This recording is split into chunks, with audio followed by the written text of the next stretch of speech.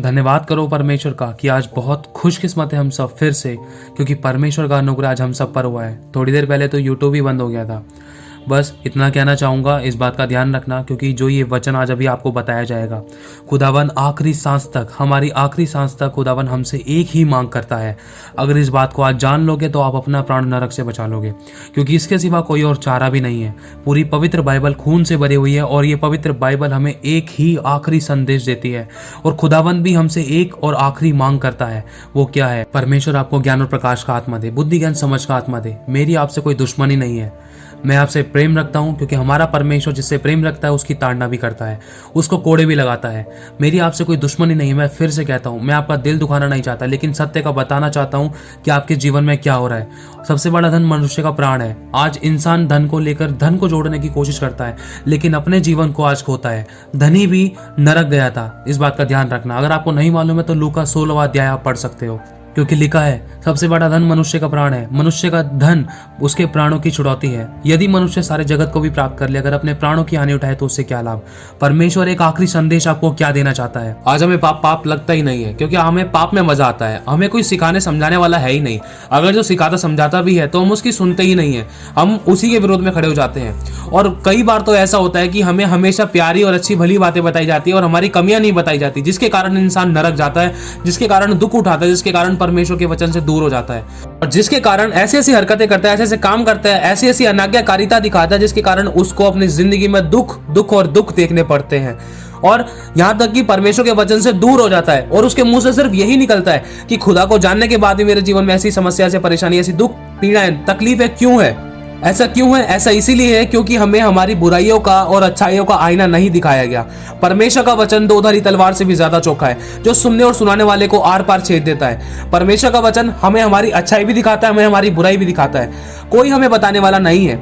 अगर जो हमसे प्रेम रखता है वो हमारे सामने हमारी अच्छाई भी बताएगा, हमारी बुराई भी बताएगा। क्यों? क्योंकि वो नहीं चाहता कि हमारे साथ कुछ बुरा हो, वो नहीं चाहता कि हमारे साथ कुछ गलत हो, वो नहीं चाहता कि हम नष्ट हो।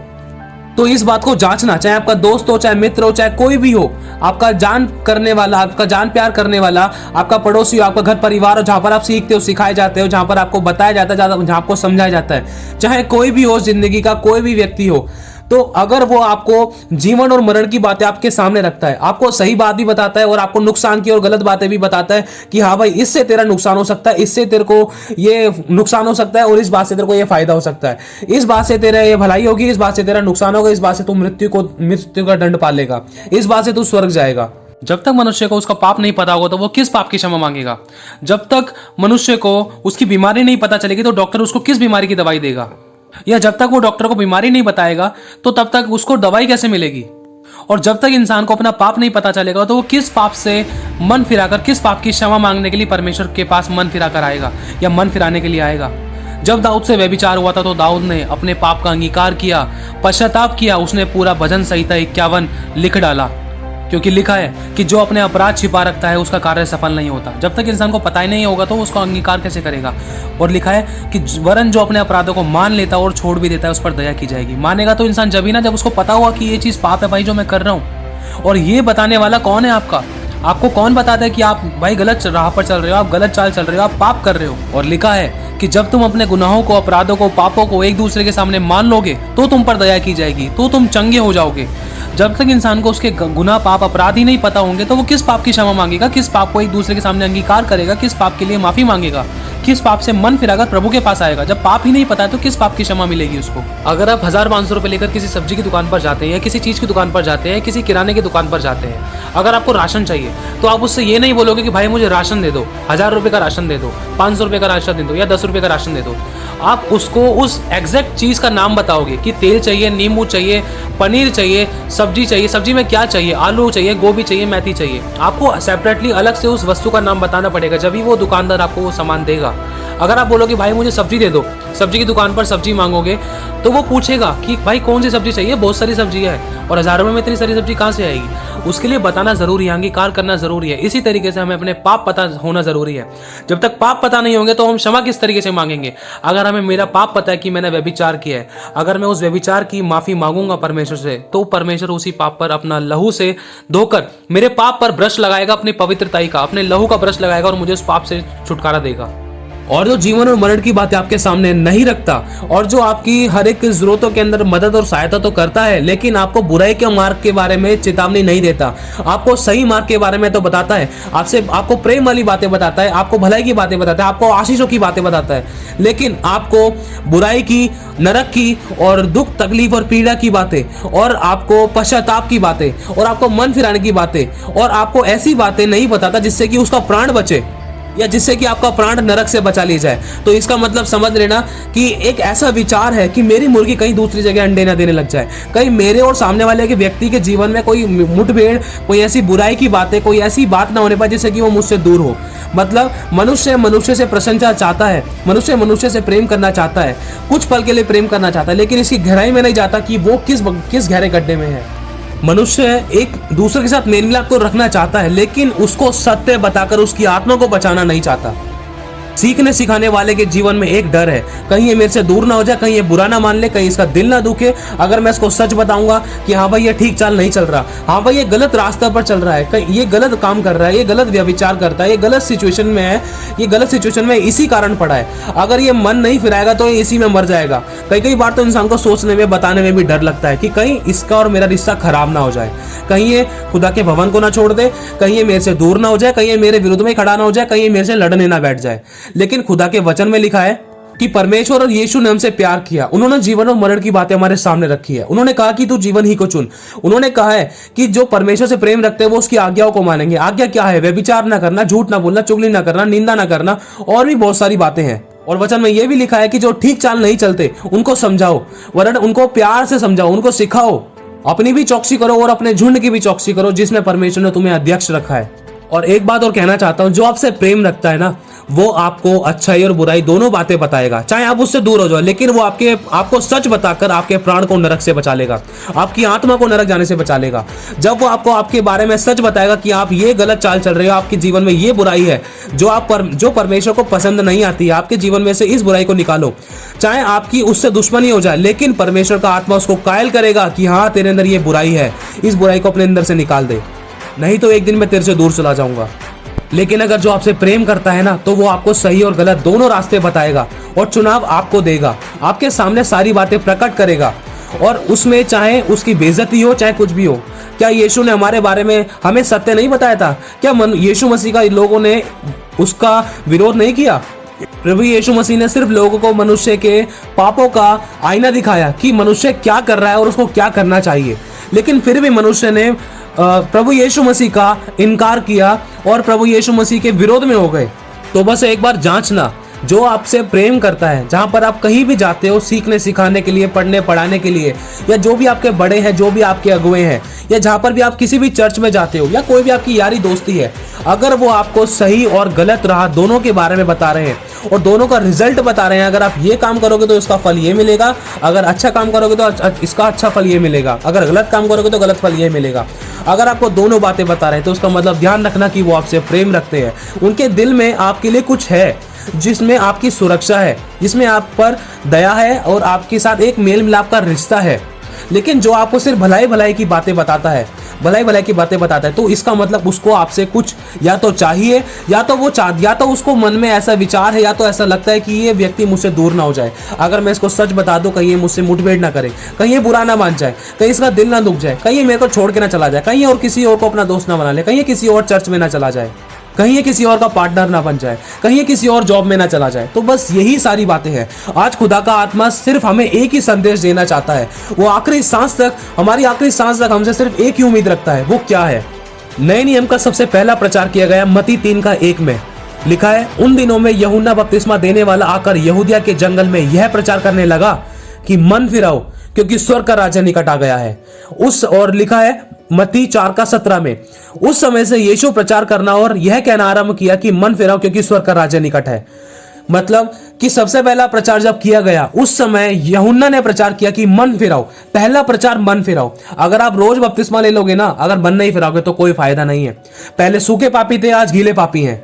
चाहे बपतिस्मा आप 56 बार ले लो, चाहे 57 बार ले लो, चाहे हजारों बार ले लो, लेकिन जब तक पाप हमसे दूर नहीं होगा, जब तक हम मन नहीं फिराएंगे। मन फिराने का मतलब कि हाँ, छोटी छोटी बातों में, कहीं मैंने किसी का दिल तो नहीं दुखाया, कहीं मैंने किसी को झूठ तो नहीं बोला, कहीं मैंने किसी की बुराई तो नहीं करी, कहीं मैंने किसी को, अपने मित्र को ब्लॉक तो नहीं कर रखा है, कहीं मैं अपने शत्रुओं से प्रेम के बजाय उसको गाली तो नहीं बक रहा हूं, उसका दिल तो नहीं दुखा रहा हूं, उससे 36 का आंकड़ा करके तो नहीं बैठा हूं। इन बातों से मन फिराना है, अपने पाप से मन फिराना है, अपनी बुराइयों से मन फिराना है। चाहे बपतिस्मा 1000 ले लो, कोई फायदा नहीं है जब तक मन नहीं फिराया जाएगा। इसीलिए सबसे पहला प्रचार यही किया गया कि मन फिराओ क्योंकि स्वर्ग का राज्य निकट है। यीशु मसीह ने जब बपतिस्मा लिया, बपतिस्मा लेने के बाद पवित्र आत्मा उन पर उतरा, उनकी परीक्षा होने के बाद लिखा है उस समय से यीशु ने प्रचार करना और यह कहना शुरू किया कि मन फिराओ क्योंकि स्वर्ग का राज्य निकट आ गया है। क्योंकि यीशु जानता है कि मन फिराना जरूरी है मनुष्य का। फिर से कहता हूं, बपतिस्मा चाहे 1000 ले लो, लेकिन पाप तो जारी है ना। पाप को किसने छोड़ा है? पाप से कौन दूर हटना चाहता है? पाप में तो इंसान को मजा आता है। गलत फोटोज, गलत वीडियोस देखना, गलत स्टेटस अपलोड करना, गलत कमेंट्स करना, एक दूसरे की चुगली निंदा करना, उल्टे सीधे व्हाट्सएप और फेसबुक पर स्टेटस लगाना, अपने मसीहत को तो बदनाम करना ही, यहां तक कि प्रभु यीशु मसीह के वचन का भी बदनाम करना और परमेश्वर की गवाही को भी खराब करना। क्या फायदा उस मन फिराने से? क्या फायदा उस बपतिस्मे को लेने से? हम बपतिस्मा लेकर परमेश्वर के भवन में तो आ सकते हैं और प्रभु भोज ले सकते हैं। जिस दिन आप प्रभु भोज के बारे में जान लोगे ना, तो उस दिन या तो प्रभु भोज लेना छोड़ दोगे या तो अच्छे तरीके से लोगे। खुदा आपको ज्ञान और प्रकाश का आत्मा दे। और तीसरा प्रचार, जब यीशु मसीह ने 70 चेलों को इकट्ठा किया तो उनके द्वारा भी यीशु मसीह ने यही कहा, उनके द्वारा भी यही प्रचार किया गया कि स्वर्ग का राज्य निकट आ गया है। और जब 12 चेलों को यीशु मसीह ने चुनकर भेजा तो उनके द्वारा भी यही प्रचार किया गया कि मन फिराओ क्योंकि स्वर्ग का राज्य निकट है। क्योंकि मन में असाध्य रोग लगाए। पौलुस ने भी कहा था कि शरीर का खतना मत करो, शरीर का खतना मत करो, मन का खतना करो, मन फिराओ क्योंकि तुम्हारा जैसा तुम मन में सोचते हो वैसा तुम हो। क्योंकि सबसे बड़ा रोग मन में असाध्य रोग लगा है। अपना मन फिराओ और पश्चाताप करो। हर एक जन अपने गुनाहों की माफी मांगो, यीशु मसीह के नाम से बपतिस्मा लो। पहले मन फिराओ क्योंकि जैसा तुम सोचते हो, जैसा तुम मन में सोचते हो वैसे तुम हो। अगर तुमने मन में गलत सोच लिया, व्यभिचार वाला सोच लिया, झूठ बोलने वाला सोच लिया, किसी का दिल दुखाने वाला सोच लिया, या अपना फायदे का सोच लिया, या घमंड कर लिया, या लालच वाला सोच लिया, तो वैसे तुम हो। ये मैं नहीं, परमेश्वर का वचन कहता है। और आखिरी सांस तक परमेश्वर हमसे एक ही उम्मीद रखता है और उसका आखिरी संदेश और आखिरी सुसमाचार भी यही है कि परमेश्वर से डरो और मन फिराओ। परमेश्वर हमसे यही इच्छा रखता है, यही मांग रखता है। और प्रकाशित वाक्य भी हमें यही आखिरी संदेश देता है कि मन फिराओ। क्योंकि लिखा है प्रकाशित वाक्य का 2:4 में, पर मुझे तेरे विरुद्ध कहना है। परमेश्वर अपनी कलीसियाओं के विरुद्ध में कह रहा है, अगर खुदा जिसने मेरी सुरक्षा करी, जिसने हमारी रक्षा करी, जिसने हमारे पाप क्षमा के, जो मैं बचाता, अगर वही हमारे विरुद्ध में खड़ा हो गया तो मैं बचाने वाला कौन है? बचाने वाले ने हाथ उठा ली तो बचाने वाला कोई नहीं है, सब मारने के लिए। इस बात का ध्यान रखना। लेकिन खुदा प्रकाशित वाक्य की कलीसियाओं को कह रहा है कि मुझे तेरे विरुद्ध में कुछ कहना है कि तूने अपना पहला सा प्रेम छोड़ दिया है। जब हम यीशु मसीह में पहली बार आए थे, नए आए थे, तो हमारे अंदर एक आग सी थी कि भाई भवन में जाना है, प्रार्थना करनी है, परमेश्वर से प्यार करता हूँ, परमेश्वर ने मेरे जीवन को बदला है, बड़ी बड़ी गवाहियां बनाई है, मुझे आराधना करनी है, प्रार्थना करनी है, वचन पढ़ना है। लेकिन आज क्या हो गया? आज इतने ठंडे गुनगुने क्यों हो गए? तो परमेश्वर कहता है, सो सचेत हो, ध्यान कर, स्मरण कर कि तू कहां से गिरा है और मन फिरा और पहले के समान काम कर। यदि तू मन नहीं फिराएगा तो मैं तेरे पास आकर तेरी दीवट को उस स्थान से हटा दूंगा। मतलब परमेश्वर उस जगह से हटा ही देगा बिल्कुल। और एक जगह वो कहता है, अगर तू मेरी आज्ञाओं को मानेगा ना तो तू आशीष का मूल होगा। मैं तेरे ऊपर से मिस्र को वार कर फेंक दूंगा, तेरे लिए जाति जाति की धन संपत्ति को दे दूंगा, जो तुझे छुएगा वो मेरी आंख की पुतली को छुएगा। लेकिन अगर हम मन नहीं फिराते हैं तो बनाने वाला परमेश्वर ही हमारे विरुद्ध में खड़ा है। और प्रकाशित वाक्य 2:14 में लिखा है कि पर मुझे तेरे विरुद्ध में कुछ कहना है। ये दूसरी कलीसिया है। एक और कलीसिया के बारे में परमेश्वर कह रहा है कि मुझे तेरे विरुद्ध में कुछ कहना है, क्योंकि तेरे यहाँ कितने तो ऐसे हैं जो बिलाम की शिक्षा को मानते हैं, जिसने बालाक को इजरायलियों के आगे ठोकर का कारण रखना सिखाया कि वे मूर्तों के बलिदान को खाएं और चढ़ाएं और व्यभिचार करें। मूर्तों के बलिदान को खाएं और व्यभिचार करें। मतलब हम परमेश्वर के वचन को जानने के बाद भी हम संसार के कामों में मिल जाते हैं और देवी देवताओं के चढ़ावे में चढ़ाते हैं, उनका चढ़ाया हुआ खाते हैं और व्यभिचार करते हैं, झूठ बोलते हैं, चुगली निंदा करते हैं, बुराई करते हैं। हम परमेश्वर के वचन को जानने के बाद भी हम दूसरे देवी देवताओं के कामों में हाथ डालते हैं, उनके साथ खड़े हो जाते हैं कि कहीं मेरा दोस्त बुरा ना मान जाए, कहीं मेरी बहन बुरा ना मान जाए, कहीं मेरा परिवार बुरा ना मान जाए। अगर एक कोई बुरा माने या ना माने, इस बात का ध्यान रखना कि कहीं खुदा आपके विरोध में गवाही तो नहीं दे रहा है। अगर वो आपके विरोध में तो कौन आपको बचाएगा? क्योंकि लिखा है जिस दरवाजे को वो बंद कर दे उसे कोई खोल नहीं सकता, और जिसे वो खोल दे उसे कोई बंद नहीं कर सकता। अब ये देखना है कि परमेश्वर ने क्या हमारे लिए वो दरवाजा खोल रखा है। अगर वो खोल रखा तो किसी के बाप में दम नहीं कोई वो दरवाजा बंद कर दे सिवाय खुदा के। परमेश्वर कहता है जिन्होंने व्यभिचार करा है, मूर्ति पूजा करी है, या मूर्ति पूजा के साथ साथ ये उनके साथ खाना खाया है, या उनका चढ़ाया हुआ खाया है, या ऐसे लोगों के साथ इतना मेल मिलाप कर लिया कि अपने खुदा के वचन को ही भूल गए, तो परमेश्वर उनसे कहता है तो मन फिरा, नहीं तो मैं तेरे पास आकर शीघ्र ही आकर अपने मुंह की तलवार से उनके साथ लड़ूंगा। परमेश्वर अपने मुंह की तलवार से लड़ेगा। परमेश्वर का वचन दोधारी तलवार से भी ज्यादा चौखा है, जो हड्डी हड्डी मांस मांस गोते गोते गांठ गांठ को आर पार छेद देता है। इस बात का ध्यान रखना, वचन की तलवार से लड़ना मतलब दुख में पड़ना, समस्या में पड़ना, अनाज्ञाकारिता करना। जो अनाज्ञाकारिता करता लिखा है, वीसियों में लिखा है कि जो आज्ञा नहीं मानते उनके जीवन में शैतान काम करता है। शैतान कैसे काम करता है? दुख के रूप में, कमी घटी बीमारी परेशानी के रूप में आपका सुख को चुराएगा, आपके चैन को चुराएगा, आपके धन को चुराएगा, आपकी शांति को चुराएगा, आपके आनंद को चुराएगा। यही तो काम है, शैतान यही काम करना चाहता है।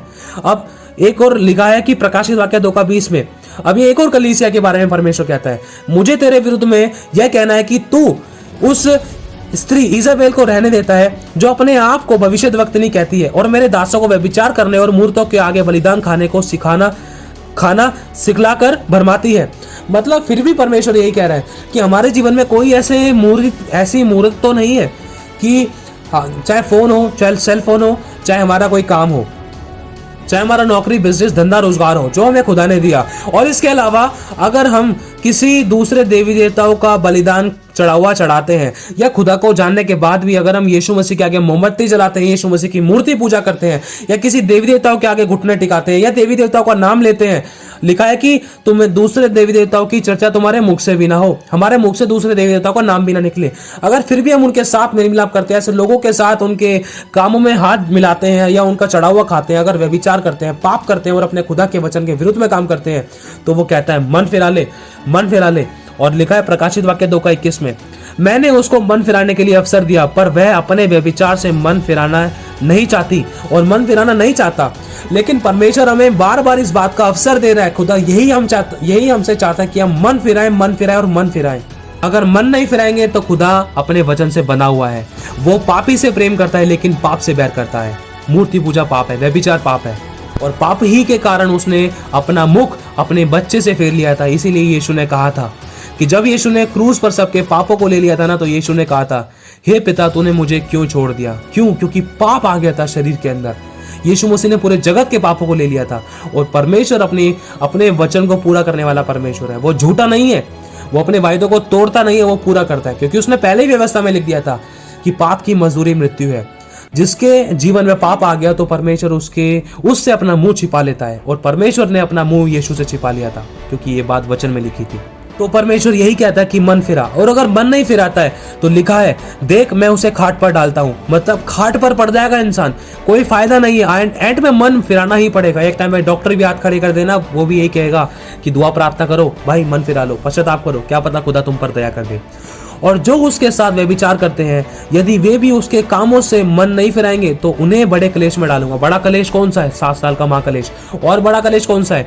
जो 7 साल का महाकलेश नहीं देख पाया, ये उसके लिए धन्य वाली बात है। लेकिन फिर भी बड़ा महाकलेश कौन सा है? जो अपने जीवन में सब कुछ होने के बाद भी शांति नहीं पा रहा है, सुख नहीं पा रहा है, चैन नहीं पा रहा है, विश्राम नहीं पा रहा है, आनंद नहीं पा रहा है, आशीष और बरकत नहीं पा रहा है। खुदा को जानने के बाद भी, पाप होने के बाद भी जीवन में अगर वो मन नहीं फिराता है तो इसके जीवन में कलेश है। क्या कलेश है? लिखा है, यीशु ने कहा कि संसार में तो कलेश है, लेकिन तुम ढांढस बांधो, आज्ञा का पालन करो, मैंने संसार को जीत लिया है, क्योंकि तुम्हें जयवंत से मैंने बढ़कर बनाया है। तुम भी आज्ञा का पालन करो और जयवंत से बढ़कर बनो। और लिखा है प्रकाशित वाक्य 2:23 में, और मैं उसके बच्चों को मार डालूंगा, और तब सब कलीसिया जान लेगी कि हृदय और मन के परखने वाला मैं ही हूँ। इसीलिए परमेश्वर यही कहता है कि मन फिराओ। परमेश्वर हमारे कामों को देखने से पहले हमारे मन को देखता है, क्योंकि जो मन में होता है वही हमारे मुंह से निकलता है, जो मन में होता है वही हम कर बैठते हैं। और परमेश्वर कह रहा है, देख मन के परखने वाला तो मैं हूँ, और मैं तुमसे हर एक को उसके कामों के अनुसार बदला दूंगा। सो सचेत हो कि तू किस रीति से किस प्रकार की तूने शिक्षा प्राप्त की है और कैसी तूने शिक्षा को सुना है। मतलब इंसान खुदा को जानने के बाद भी संसारिक वस्तु में, संसारिक बातों में ध्यान लगाता है। मूवीज, वीडियोस, एल्बम्स, फोटोज, संसारिक नॉलेज को पाने की कोशिश करता है, संसारिक ज्ञान को पाने की कोशिश करता है। लिखा है कि संसार का ज्ञान परमेश्वर के निकट मुंह रखता है। परमेश्वर ज्ञानवानों को उनकी ज्ञानी में फंसा देता है, परमेश्वर समझदारों को उनकी समझ में फंसा देता है, चतुरों को उनकी चतुराई में फंसा देता है।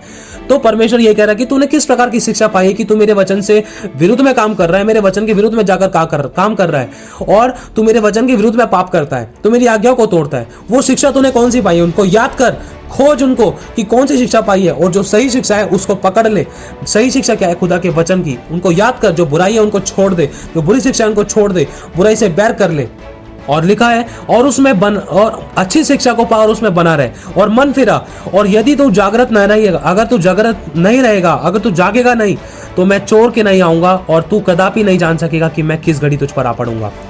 तूने मेरे धीरज के वचन को थामा है, इसीलिए मैं तुझे भी उस परीक्षा के उस समय तक बचाए रखूंगा जो पृथ्वी पर रहने वालों के परखने के लिए संसार पर आने वाला है। मतलब कोई है परखने के लिए आने वाला है।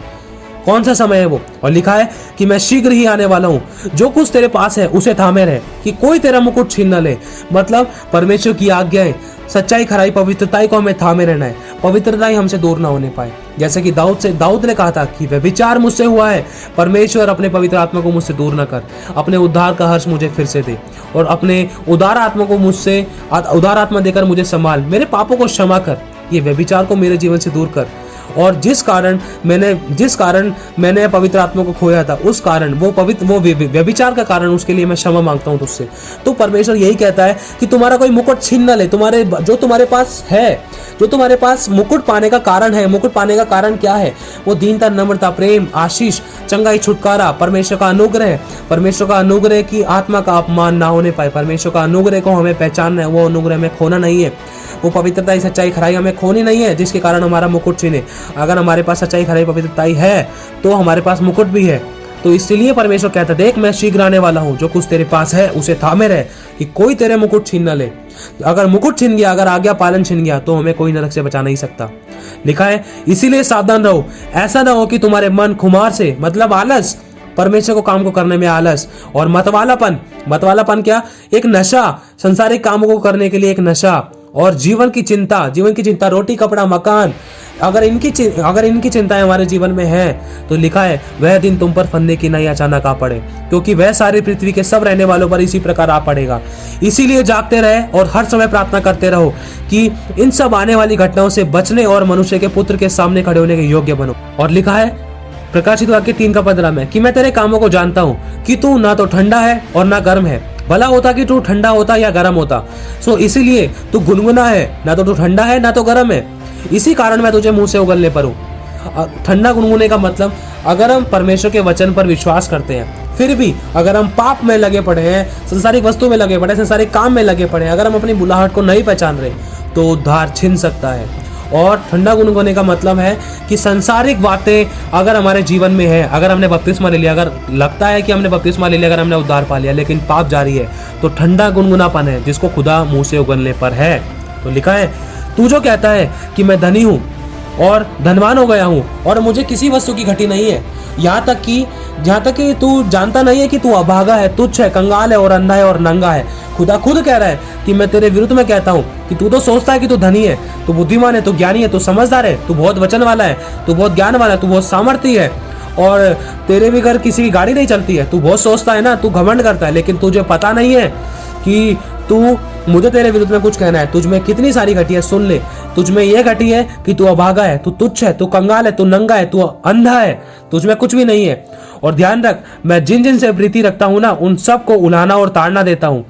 परमेश्वर हमसे प्यार करता है, इसीलिए वो हमारे सामने जीवन और मृत्यु की बातें रखता है, हमें चिताता है, हमें वार्न करता है, सोटे और लाठी से हमें, मतलब अपनी भेड़ों को डांटता है, फटकारता है कि वो गलत राह पे ना जाएं, सही चरवाहे की ओर चले, सही चरवाहे को चुने और सही चरवाहे के चारे को वो ग्रहण करें और अपने आप को बुराई से बैर करे, बुराई से बचा कर रखे और परमेश्वर के वचन का, परमेश्वर की आज्ञा का पालन करे। और लिखा है मैं जिन जिन से प्रीति रखता हूँ उन सबको उलाना देता हूँ, ताड़ना देता हूँ। इसीलिए सरगर्म हो जा और मन फिरा ले। मैं तुझे आज ताड़ना देता हूँ, इस बात को मैं तेरे को चेतावनी देता हूँ कि आज मन फिरा ले। अगर तू मन नहीं फिराएगा ना तो ध्यान रख, लिखा है शरीर के काम तो प्रकट है, अर्थात व्यभिचार, गंदे काम, लुचपन, मूर्ति पूजा, टोना, बैर, झगड़ा, ईर्ष्या, क्रोध, विरोध, फूट, विधर्म, ढा, मतवालापन, लीला क्रीड़ा और इनके जैसे और भी कई ऐसे ऐसे अन्य अन्य काम है। मैं तुमसे पहले ही से कह देता हूँ, मन फिरा ले। और लिखा है कि जैसा पहले कह भी चुका हूं कि ऐसे ऐसे काम करने वाले परमेश्वर के राज्य के वारिस नहीं हो सकते।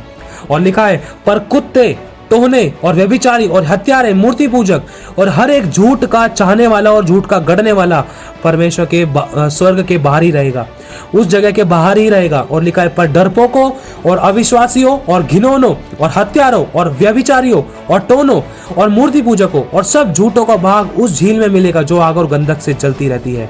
यह दूसरी मृत्यु है।